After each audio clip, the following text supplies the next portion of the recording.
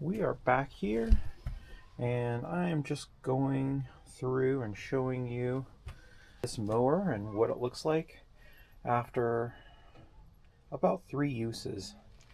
So there was the initial video I did where I unboxed and showed this thing off. I've gone and done my whole front and backyard after that. I've done another yard on another property after that, and this is what it's looking like. There's a couple things that I've noticed, which is, it seems to be pretty good about not building up too much material and stuff on the inside of this, casing, as far as things go. This is also a metal casing. I don't know if that was very clear, from looking at any specs, but the deck, I guess that's what it's called, is definitely metal, and it's holding up really well so far. Again, not a whole lot of use, but that's a nice thing. And then I've also learned a little bit more about how this folding mechanism works, which I'll show you in a minute. And just in general, it's a lot easier to move this thing around when or in and out of a shed when the handles are folded. And I've found the best way to store it is up on the front wheels, not on the back, because you can keep this stuff in place, and it really just stands up on its own that way. So anyway, we're gonna take this thing out and do another mow.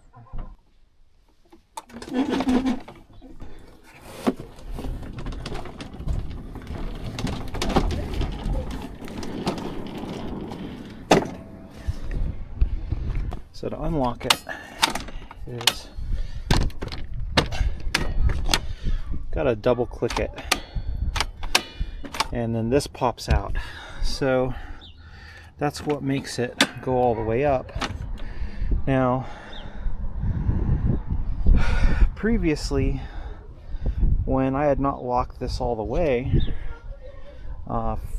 down, it would not fold all the way. This is a little bit hard to show, but again, lock that all the way and it comes down all the way. Unlock that and it folds up. So that's really how you get all of this stuff started up. So we're going to do a little bit of a mow here. Again, not excessively long, but just a pretty normal mow. So we'll come back.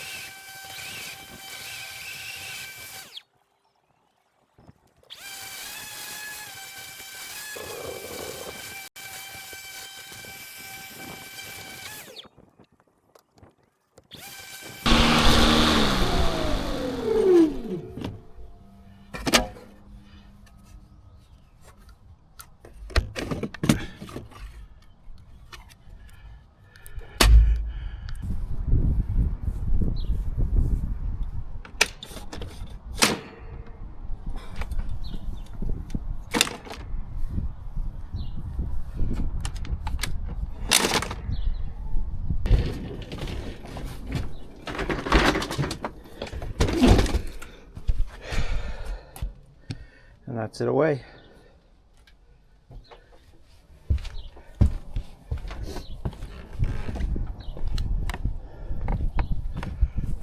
And I think I got everything. This backyard is especially patchy, so it's kind of hard to tell where you've been over. But I cut it on the 2-inch setting and it did all right. I think you might have saw we ran over some of these old apple twigs and stuff, and it didn't really get any sort of hiccup going over those. No stoppages. Again, I feel this is a pretty standard mow. It's about a week of growth, so a couple inches, and it just went through everything, no problems. Let's go take a look at the front yard. And here is our front yard. Again, everything's cut really even. This is on mulch mode, and it did all right.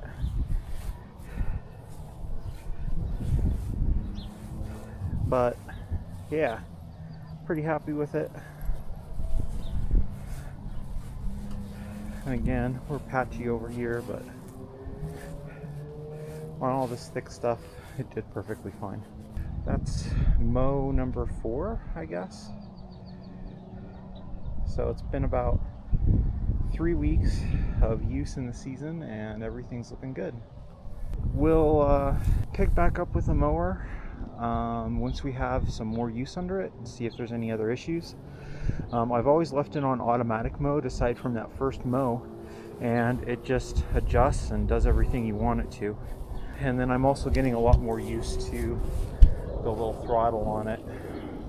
Not having the personal pace option isn't so bad.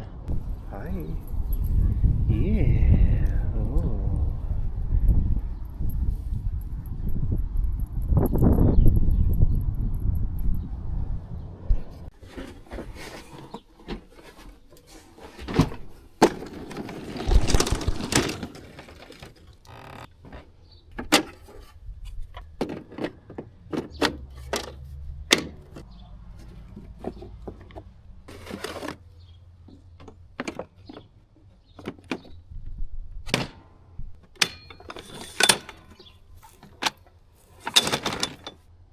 All right, let's try bagging.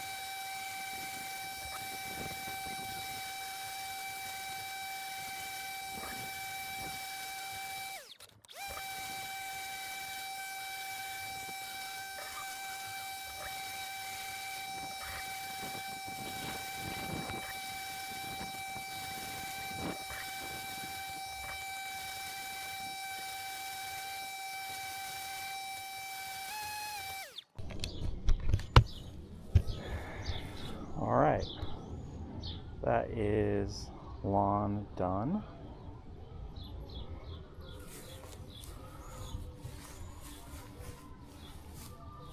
I think it got pretty much all the clippings.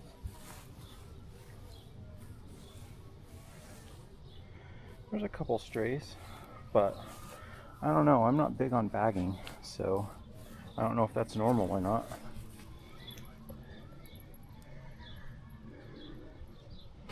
How's our fill? Okay, we've got about half a bag filled. Let's do our strip.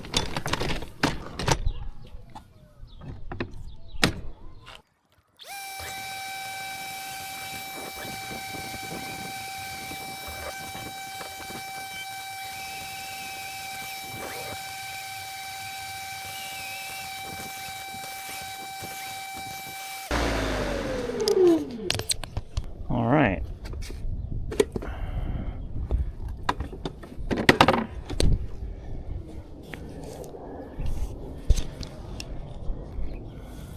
So that's all of our clippings. Not a full bag. And you can also pass the bag through the top of the handles. I've had lawnmowers where you couldn't do that, so.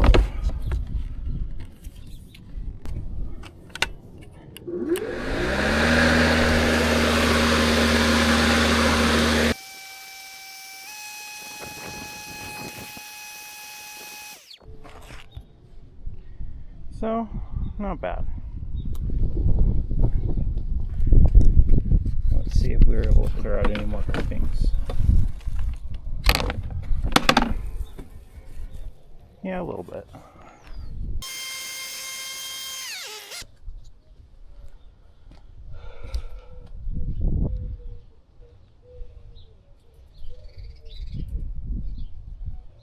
All right, well, we've owned this mower for about 3 weeks. I've done 4 or 5 lawns with it, including one that wasn't my own, and overall I'm pretty happy with it. We've bagged, we've mulched, we've side ejected. I've gotten a lot more used to the throttle.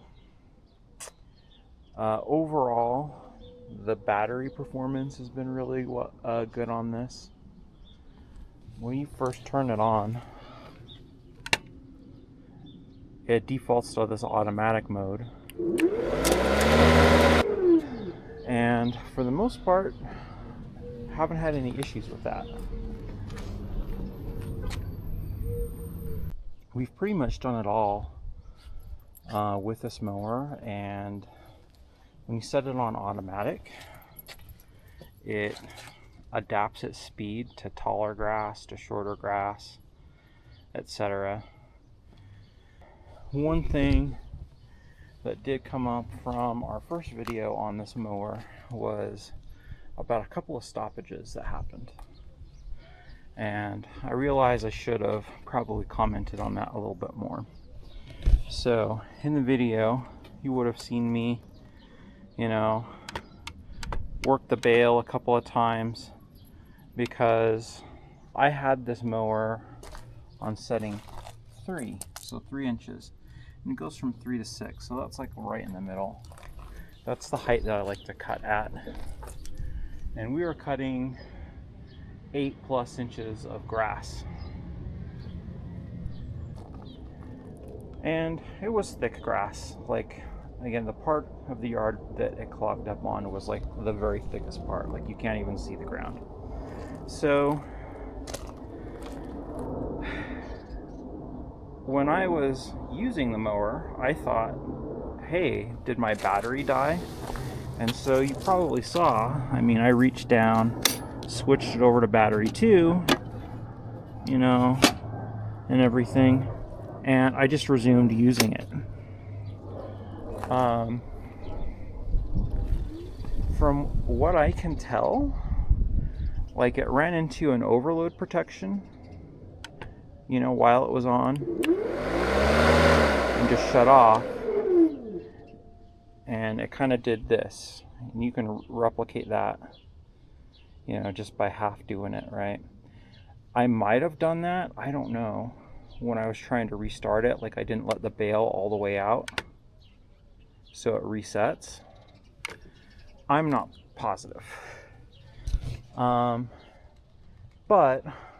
one thing to think about is, well, how is a gas mower going to perform? I mean, in really tall grass like that, my Briggs & Stratton powered Toro mower would bog down, and it would have the tendency to, if it was a bag, clog, or, you know, if I'm side ejecting, you know, it would actually stop and stall out on grass like that. The thing to consider with that is not, hey, did it pause or stop or try and protect the battery or not overload the motor, but what is the restart on that like? On a gas mower, you know, you're pulling the ripcord again. You know, if your carb isn't tuned well, getting the restart might not be instantaneous. On this, I just bent over, switched from battery 1 to battery 2, and immediately just started again. And the reason I did that is because, again, I was not very familiar with this display. I did not notice that the battery was still very high. And I thought, oh, did I just kill the first battery? And so that's why I switched to 2. But I think that also caused it to go out of the overload protection. And again, I'm not sure if that was triggered by, you know,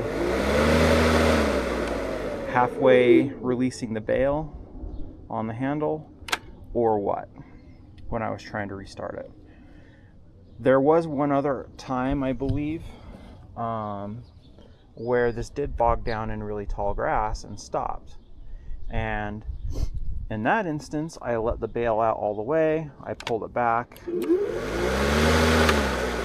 and restarted just like that. To me, that's a lot easier than a gas mower, you know, where you're potentially having to prime a bulb or, you know, rip on the ripcord a couple times. And again, with this model, it has 2 battery compartments. So, you know, if you are working on really tall grass with a high setting and not automatic, if you do run into a battery condition where it's, you know, not wanting to overload a battery and protecting itself, just switch to battery 2. Now, I know that there are versions of this mower that do not have the dual batteries. They're a little bit cheaper. And maybe that would be a reason to pick this one over those other models. As far as I'm concerned, with everything, I'm pretty happy with this. I like the storage aspect, the way the handle folds up. The mulching does really well. Side ejection does really well. Bagging, I think it does okay. Again, I don't really ever bag, so I'm not the best person to ask about that. From what I saw, especially out, you know, on grass near the pavement or cement, I didn't see a whole lot of clippings coming out from under the mower like you do with the mulch, or you do obviously with a side ejection. So the performance on that seems pretty good. So this is a midterm review of using it again about 4 or 5 times. I can't remember exactly. I'm able to mow my full front and back lawn on 1 battery, and they're 12 amp hour batteries. And so, you know, if I theoretically needed to do more, or if I let it go for 2 weeks and all of it was really tall, I don't think I would have any issues getting through all of it with 2 batteries especially. The other thing to think about is, like, what is your battery health going to look like over the long term? You know, are you going to get that kind of life out of them 2-3 years from now, 4 years from now, or more? I don't know. I can only show what's happened in this month or so that I've had it. Having the 2 batteries is an advantage in that, you know, if you start using these and you don't get as much runtime out of your batteries that came with it, you know, I'm able to do all my lawn in one battery. I could easily, you know, if I needed to, finish up with a second one. And then, of course, if you're in the DeWalt system of batteries, you can just buy new batteries too. So that's always an option. As far as I can tell as well, there hasn't ever been a need to sharpen any of these blades. I'm sure that will come up, you know, maybe a little bit later in the season. We'll see, and I'll show that process in a later video. But the blade performance has been really good. I've hit a bunch of sticks and stuff, especially in my backyard. You may remember from our drywall dungeon series, there was a blue T-square that I had. I accidentally hit that because it was in my backyard, and you know, again, that's an aluminum, you know, T-square. Yeah, it didn't do anything to the steel blades, I'll say that. No nicks, no rounding over or anything. I inspected the blades. In fact, let's do that now. So again, this is the cutting edge. And I mean, it's not like factory razor sharp, but it's sharp enough as far as any sort of factory blade I've ever seen on a mower. Probably in another month or so, I'm going to end up pulling these blades and doing a sharpening on them, because I think we could probably get a sharper blade than what came from factory. I've always found factory blades to be quite dull. That's kind of everything about this mower in a midterm review. So in that first video, I did have those couple of stoppages, and I didn't even mention them in that first video just because they were so easy to resolve. It's like, switch the battery, it's fine. Switch back, it's fine. And you just go about your business. It's so easy. You know, and again, with like a gas mower, you have to be in pretty good tune with your carburetor to be able to easily do that 100% of the time. That's my review. I would still recommend this mower. I would buy this mower again if you know, I had the $850 to spend again. I would do it. If you're thinking about getting into electric mowers and you don't want to commit to another battery platform and you're already with DeWalt, I can't find a reason why you wouldn't want to do this as a homeowner. You know, obviously if you have a larger property that's more than, you know, a half acre or something, probably not for you, but for your average homeowner, this is perfectly fine. So that's the video. We'll show some more content on this mower a little bit later in a more long-term review, and go from there. Thanks for watching, and remember, I'm not telling you what to do, I'm just showing you what I'm doing, and thanks for watching.